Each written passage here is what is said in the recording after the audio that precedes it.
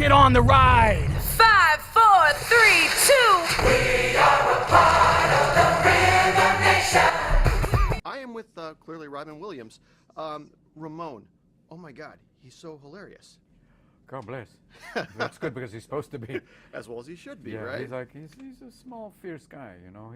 He's got this romantic Latino thing going. And I found out today that my accent now is more Cuban than Argentinian. So I got to work on that night. Some guy is going, he's from Havana, I say. Okay, Holmes. All right, I got to get back into that. Because when I'm doing the voiceover, we're in a room with all these Latino comics, so I tend to probably mix with their accent more than anything. Oh, I was wondering about that. I always picture these types of movies to be one room. It's everybody together. Sophia, all the guys, all the Los Amigos, Elijah, Hank, and it's just a gift because if you have everybody together, it's so much more fun. And the riffing that goes on is pretty wild. And George is great because he'll let you play and then pick out things that he likes and then you build on that. Because timing's really important, right? Timing. It's like the old joke. What's comedy? Timing. But it's great. And when you have other great people to play off of, it takes the burden. So you don't feel yourself having to kind of drive it so hard. I'm a single guy. So what would Ramon tell me would be the secret for me to find a woman? Never give up. Just look for Miss Right, or if not Miss Right now. But, to find a woman, dream that dream, and don't be afraid to keep going. Don't give up. And even when she said, well, it's the idea that, size doesn't make a difference, even though for him maybe it does. And I know for a guy, you're going, what does that talk about? It's a kind of little guy. Oh, okay, so you're not talking about, not there. It's a kid's movie, man. Why would you do that? But it's the idea of, pursue your inner romantic, Mm-hmm. Don't be, I don't know why let go of the accent. The Cuban accent. Yeah. Don't go like this. This accent talking about romance doesn't work. Be a romantic, you bastard.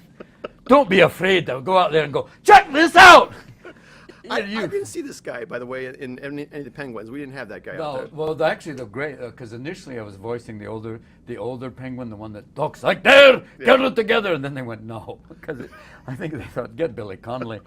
It's the idea that there's too many voices, because he sounded a lot like Lovelace, but in Glasgow. You spend your whole life making people laugh. A lot of it, yeah. Yeah. What makes you laugh? Oh, God, there's so many. I mean, among comics, Louis C.K., Patton Oswalt, Chris Rock. What is it about them that's funny to you? They're just great comics. They talk about stuff that's fearless, funny, now. With Patton, I just don't know. Give me the entire ham. And Chris, just because Chris is the closest thing. I mean, he just talks about stuff that you just go, I guess because they're talking about life and they're talking about the stuff that you're thinking, and Louis especially, when you see Louis' new show. So good. He had an episode with Doug Stanhope, which was just the greatest discussion of suicide I've ever seen anywhere. So unrelentingly fearless about talking about the good news, the bad news, and what are you trying to be, Mother Teresa now? It was great. I mean, those guys make me laugh, and I think, and the weird thing that Mark Maron pointed out on his podcast, he said that, it's this weird kind of brotherhood that is and isn't together, but is. But, and you appreciate them and just go, keeps you real. I mean, that's part of it. Lastly, there's Morgan Freeman told me a movie doesn't have to have a message, but this one clearly has one, doesn't it? Well, it has one. It's just the idea. I mean, to avoid it would be insane because it is melting, and it is that whole idea of that's real, and they're harvesting the krill, they're harvesting everything in Antarctica. And the poles are. Annie said these what they call doomsday icebergs are real. They're the size of New Hampshire, breaking off, and moving, and causing massive changes, not just for the penguins. One of the saddest shots in the movie is there's a polar bear perched on a tiny piece of ice, and an orca's coming, and you're going, next shot. It's like, do the math, boys and girls.